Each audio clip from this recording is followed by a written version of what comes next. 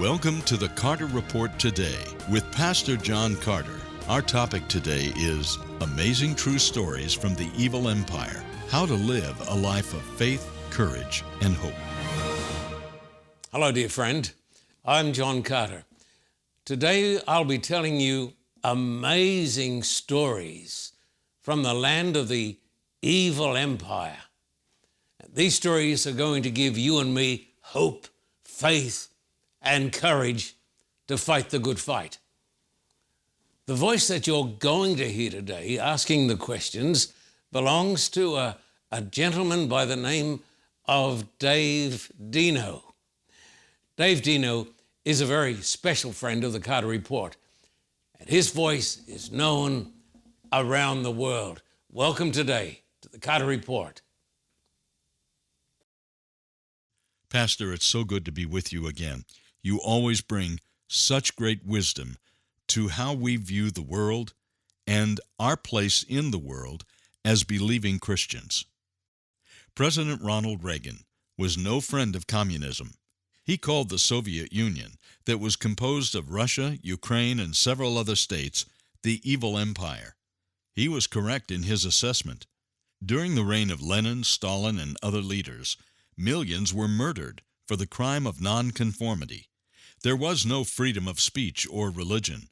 Tens of millions were sent to concentration camps in Siberia and other places. At least 50 million were murdered during the 70 years the atheists ruled Russia and Ukraine. And these facts are unassailable. I've been to Russia and Ukraine 49 times. Ronald Reagan called the Soviet Union, the Union of Soviet Socialist Republics, the evil empire. And President Ronald Reagan was absolutely correct. I saw and heard things that blew my mind and strengthened my faith. You are going to hear amazing stories today. God said, I will never leave you nor forsake you. So we may boldly say, the Lord is my helper. I will not fear. What can man do to me? Who was Paul the prisoner? And what was a refrigerator cell? Paul the prisoner became my friend. I got to know him when he was pretty old. At least he looked pretty old. Maybe he wasn't old at all, but he looked 100. He was worn out. He'd been placed in a refrigerator by the atheists and the communists. They called it the refrigerator cell. Let me tell you how it happened. Paul was a pastor living in the great city of Moscow. He used to go to his little Sabbath-keeping church. He was an Adventist Christian.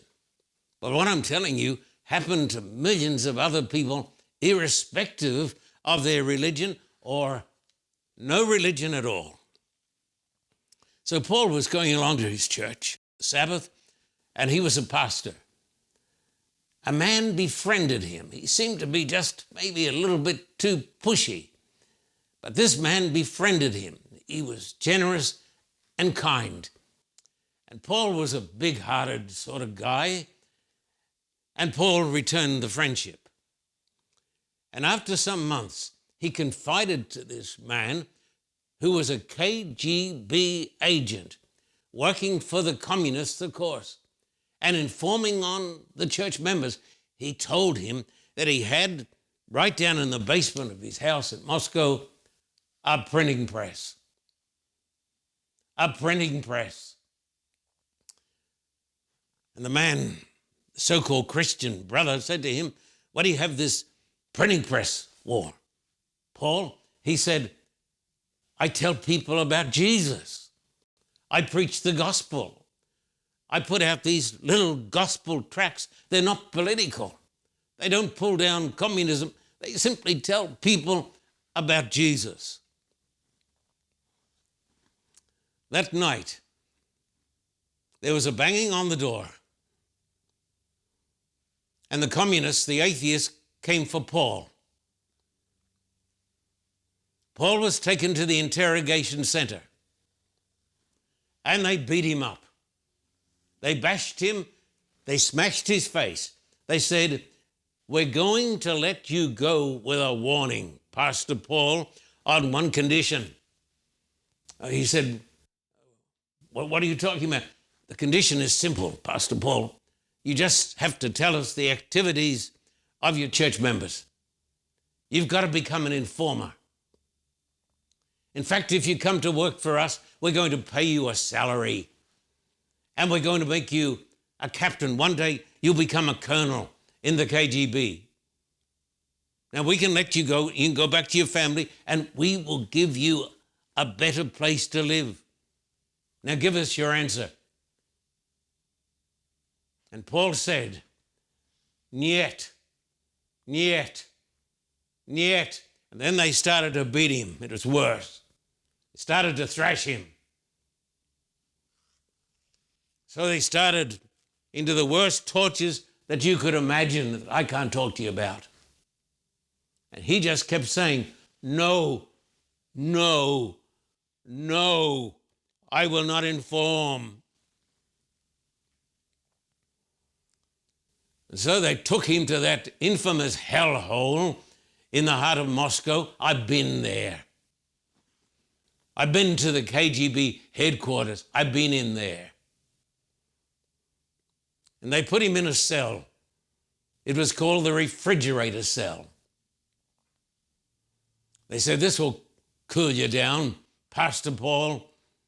So they put him in there, and he started to freeze. They took his clothes off. When he was close to death, they came and got him, and they immersed him into warm water. And when he came to, they gave him some food and some drink, and they said, "Now, what is the answer? Will you inform on your church members?" And Paul, my friend, said, "Niet, niet, niet, no, no, no." And so they beat him and they tortured him in a horrific way. Did the communists and the atheists. Ronald Reagan, my friend, was absolutely correct. We went to America when Ronald Reagan was the president, and we lived there for 40 years, living in America and thanking God for America. Ronald Reagan said, "The Soviet Union is the evil empire." So they put Paul back in the refrigeration cell, and they let him start to freeze, and they take him out and warm him up, give him some hot drinks. Then they'd ask him, "What's the answer now, Paul?" He said, "No, no, no," back into the refrigeration cell. Would you like to know how long this lasted? Would you like to know? It lasted for 3 years. He became skin and bone. His teeth fell out.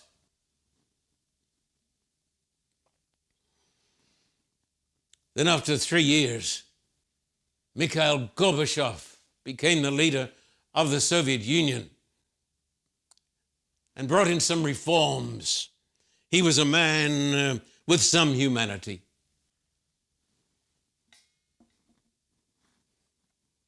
Paul was released. Later on, he used to come to the airport when I went to Russia on my many visits with my team, with my family, with Beverly, with David, and my whole team. And he would pick me up in his old, broken down, beaten up Volga. But he couldn't get away from the prisons. He was still a pastor, but he was now going to the prisons voluntarily, helping the prisoners, preaching the gospel of Christ. We gave him Bibles. You could not stop him. We sent him off to a dentist and got him some new teeth, such as they were in Russia. What did I learn from Paul? The power of no. No to sin. And I also learned that a human being can go through anything by the power of God, because the gospel of Christ is the power of God. This gospel, my friend, can work for you today. I know that most of us have got problems. Some of us have got great problems. I want you to know Jesus is mighty to save. Ask Paul, the prisoner. The Apostle Paul writes, "No temptation has overtaken you, except such is common to man. But God is faithful, who will not allow you to be tempted beyond what you are able, but with the temptation will also make the way of escape, that you may be able to bear it." Why was Mikhail sent to Siberia, and when did you meet him? I met Mikhail back in 1991 when I went to Moscow with my family to run the first ever evangelistic campaign by a foreigner in the Soviet Union. Gorbachev was still on the throne, but there was the smell of freedom in the air. Oh, my friend, nothing can compare to the smell of freedom. That's why in America we say, let freedom ring. Freedom of speech, freedom of religion, freedom to criticize the government, freedom to worship God. Mikhail was just a young guy. His father had been a pastor. His father was still living, actually. I got to know the father too. The father was a pastor. And he was preaching in a church, and the communists told him, no more preaching. There's no God, no more preaching. You're not allowed to preach. But the father had courage. So the next weekend, the next Sabbath, he was in his pulpit and he was preaching the word. And the KGB came and got him, took him away. What happened? Beatings, thrashings, torture, imprisonment. The son was in training to be a pastor. Mikhail was following in the footsteps of his father. The next Sabbath, there was no one to preach and fill the pulpit. Mikhail went and stood where his father had stood the week before. Do you know what we call this? We call this courage. Courage. A lot of people think that Christianity is sort of a mamby-pamby, weak sort of thing. True Christianity gives a person courage. Christ will give you courage, my friend. So he got up to preach. The KGB came for him too, because there were informers in the church. Every church had people working for the KGB. They took him away and they said, well, you're just a young man, we'll give you a warning. He said, I'm going to keep on preaching. So they sent him to Siberia. They sent him out into the forest, the taiga forest, the greatest forest in the world. I've been to Siberia many, many times, my friend. It gets cold in Siberia. I've been there when it's been at least 30 degrees below freezing. It gets very, very cold. And that does not include the wind chill factor. And so he was sent out into the forest to work. 12-hour days. In summer, when it's quite warm and nice, but in winter, when it is so cold. I've been out on Lake Baikal with my television crew in the middle of winter when it was minus 30, minus 40 degrees and the wind was blowing. The ice was covering our faces. We were having difficulty breathing even though we were covered up. Our television cameras sort of had more sense than we had because they stopped working. Everything froze. So Mikhail is out working in the forest, but he's young and he's strong. 5 miles away, about 8 kilometers away, there is a little Christian family, and they belong to his worldwide church. It's an amazing story. This young man is an Adventist Christian. And here's this little Adventist family outside the gates of the concentration camp. And they have a beautiful young daughter. This is a good story. And you know what she's praying for? She's praying that she might find a husband. Because where does a Christian girl find a husband in the wilderness in Siberia? Well, they heard about Mikhail in the concentration camp, and they started to take him food, borscht, beautiful Russian bread, and some cheese. Well, the story is when Mikhail Gorbachev became the leader of the Soviet Union, young Mikhail was released, just like Paul the prisoner. He endured 5 years in the Siberian wilderness. What does this teach me? It teaches me that God will never leave me or forsake me. He's not going to leave you, my friend. He's not going to forsake you. I'm telling you the truth.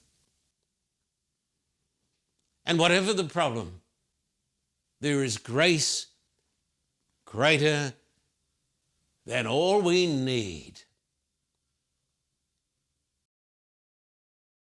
Jesus said, "Go therefore and make disciples of all the nations, baptizing them in the name of the Father and of the Son and of the Holy Spirit. I am with you always, even to the end of the age." Why were believers baptized in a frozen lake at midnight? Why not in a warm, comfortable church? Well, it'd be nice to be baptized, if you wanted to be baptized, in a nice, comfortable church. Most of my churches have been very comfortable and very nice, but not during the days of the communists and the atheists. No wonder Ronald Reagan, that great president of the United States, called the Soviet Union the evil empire. 70 years of hell, and the communists, the atheists, murdered 50 million people. Can you believe this? 50 million people. There was no freedom of speech, no freedom of religion. What is the greatest gift that God has given to us? I want to tell you, my friend, it is freedom. Freedom to worship God, freedom of speech, freedom of politics, freedom. Well, this young guy, we're going to call him Boris. That was not really his name, but I'm going to call him Boris. He and his wife wanted to get baptized. But you couldn't get baptized in a church. You would end up in prison. And so what the Christian believers used to do was to go out into the wilderness, out into the forest, the middle of the night, usually Friday night or Saturday night. And the male members, and this was done in complete secrecy, they'd have to go out being very, very careful. And the deacons of the church would come out and they would make a hole in the ice in the lake. I've seen this done. I've gone down to the river Volga in the middle of winter when the believers, just to show me how it could be done, made a hole in the ice, and to show me how strong they were, they hopped into the water and they said, would you like to hop in with us? I said, well, just not tonight. Let me think about this a little bit more. So out in this forest, there was this young man and his wife, and they were going to be baptized. And so the pastor came and they got into the ice and he was immersed in the name of the Father, Son, and Holy Spirit. Then when they got up out of the water, he was also baptized with another young couple. I got to know them both very well, both couples very well. They got up out of the water, and as soon as they got up out of the water with the wind and with the cold, their baptismal robes became as hard as a sheet of steel. Would you like to know what the deacons and the deaconesses had to do to save their lives? They had saws and they had knives and they had to cut their clothes off them so they wouldn't freeze to death. Why did people do this? What was the motivation? The Bible tells us the love of Christ constrains us, not restrains us. No, it constrains us. It drives us on. I want you to know, when you've got the love of God in your heart, you'll go anywhere and you'll do anything for the love of God. It's amazing what people put up with, what people endured when the communists were ruling Russia and Siberia and Ukraine and these other Soviet states. I want you to know this. It doesn't matter how big the problem is, God is bigger, my friend, than your problem. Jesus said, "Do not fear any of those things which you are about to suffer. Indeed, the devil is about to throw some of you into prison, that you may be tested. And you will have tribulation 10 days. Be faithful until death, and I will give you the crown of life." You and your team traveled across Russia and across Siberia. You hired a railway carriage that was attached to the famous Trans-Siberian Express. Your journey took 8 days. You traveled from Moscow to Vladivostok and crossed 7 time zones. What was the purpose of this historic journey? And who was the man who waited for 24 hours? I'll never forget it. What a long journey on the Trans-Siberian Express. We were on that train for 8 days. 8 days, maybe 8 nights, at least 7 nights. I think it was 8 days, 8 nights. And we went in the middle of winter. People said, are you absolutely crazy? Why did you go in the middle of winter? Because that's when people needed us the most. We wanted to bring comfort and hope to the believers along that great railway line that crosses, 7, 8 time zones. We went through the tiger forest. People say, what is Siberia like? I tell you, my friend, it's absolutely beautiful. It's like Canada on steroids. You've got these massive trees, tremendous lakes, tremendous rivers, great mountains, and brave people. And so we got on this great train in Moscow, and we started out on the tremendous journey. We saw the most amazing spectacles. We met the most amazing people. People came from all over Siberia to greet the train because they knew we were coming with the good news of Christ. In the next segment, I'm going to tell you some of these amazing things that happened to us as we traveled across Siberia, because we saw the glory of God. We met people who had survived the evil of the evil empire. Stay with us. We'll be back in just a moment.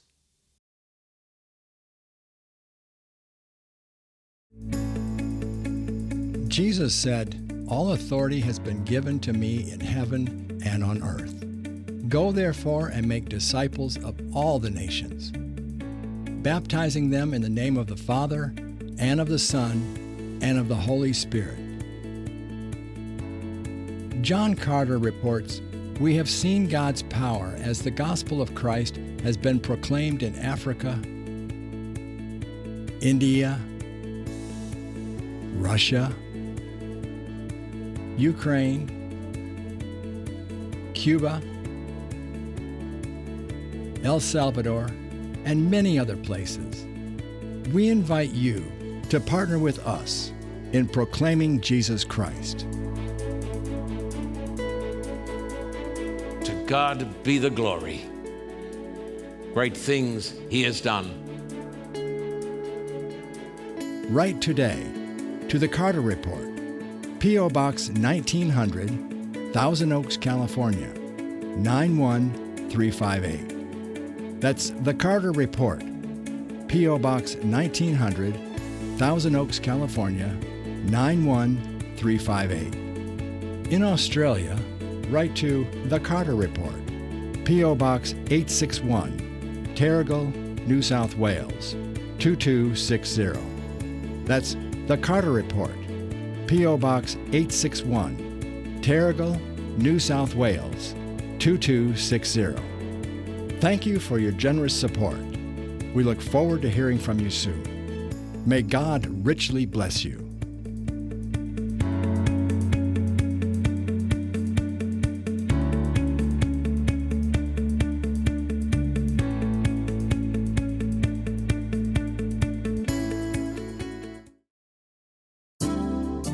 The Carter Report is now streaming on demand for you. Now you can have the teachings of John Carter anytime, day or night.